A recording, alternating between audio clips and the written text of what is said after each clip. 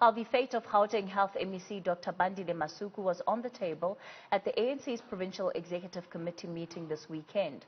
Masuku, his wife Loyiso, presidential spokesperson Khusela Diko, and her husband were implicated in a tender scandal involving personal protective equipment. The matter relates to a 125 million rand contract awarded to Diko's husband. While a report by the Provincial Integrity Commission has found that Masuku didn't influence the contract or benefit financially from it, it has concluded he failed to adequately oversee PPE contracts awarded by his department. The Dikos and the Masuku families are close friends. Both Diko and Masuku, who serve in the ANC Gauteng PEC, have denied wrongdoing. Well, our politics editor Bungalo joins us now for more. Spoo.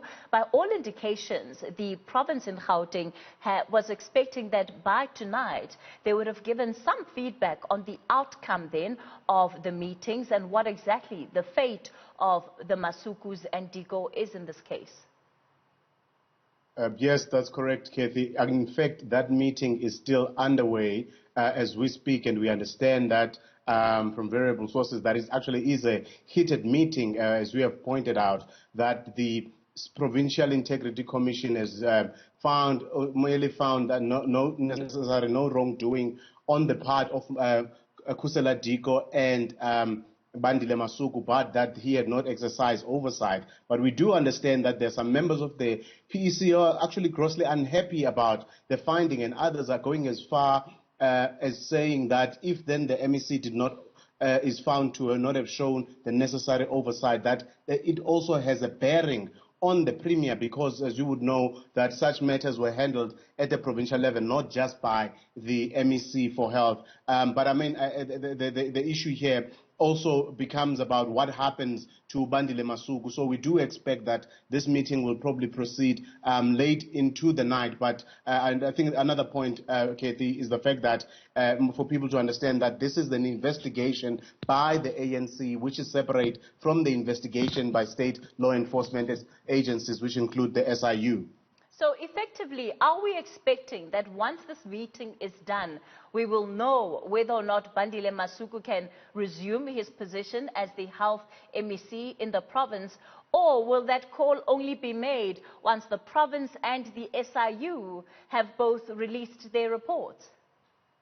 I think that the province, in a way, is hamstrung by the fact that the SIU still has not released their report. But also, you would know that the ANC, and this is an integrity commission of the ANC, so its dealings and its recommendation are going as so far as the ANC is concerned. So if there are any, let's say there were any adverse findings against the health MEC who was suspended, they would then call on the MEC, on the Premier, to actually reshuffle. You've seen this happen elsewhere, where they've asked for mayors to step aside in some areas, although they are not the this is a party matter, but they do have that responsibility and also that power to actually call on the Premier to do so. But it's not clear now, which still explains why there is this bitter fight internal. It does not look like there is enough actually for them to fire Bandile Masuku, but the ANC has taken harsher decisions before. I mean, in the case of the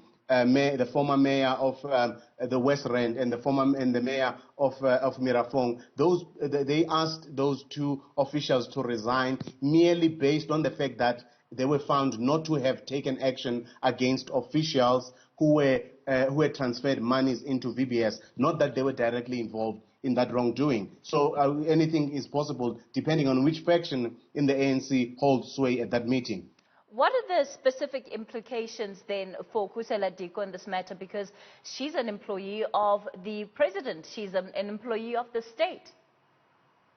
Obviously, unlike in the case of Bandile Masuku, where the Integrity Commission of the province can call on the Premier to take action against her, Khusela is, as you are saying, a spokesperson of the president. So it would not fall outside of the scope of the Integrity Commission. It then rests with the president to take any action against it. But I think that in this instance, the president will actually wait to be guided by the SIU investigation, because remember, the Integrity Commission can only interview members of the ANC. Their scope goes insofar as the ANC is concerned, which is to call in a Bandile Masuku, to call in a Loyiso Masuku, to call in a Khusela Diko and ask them to explain. And based on that information and whatever other information they get from their employees, then they make recommendations, which is different from a special investigation unit, which can subpoena and call on anyone or any member of government or any official, including the ex-CFO of the department, who is crucial in this matter. Those are the people that it can rely on. So if there is any credibility or if there is any weight to be attached to any of the reports, I think it should be that of the SIU as opposed to that of the Integrity Commission.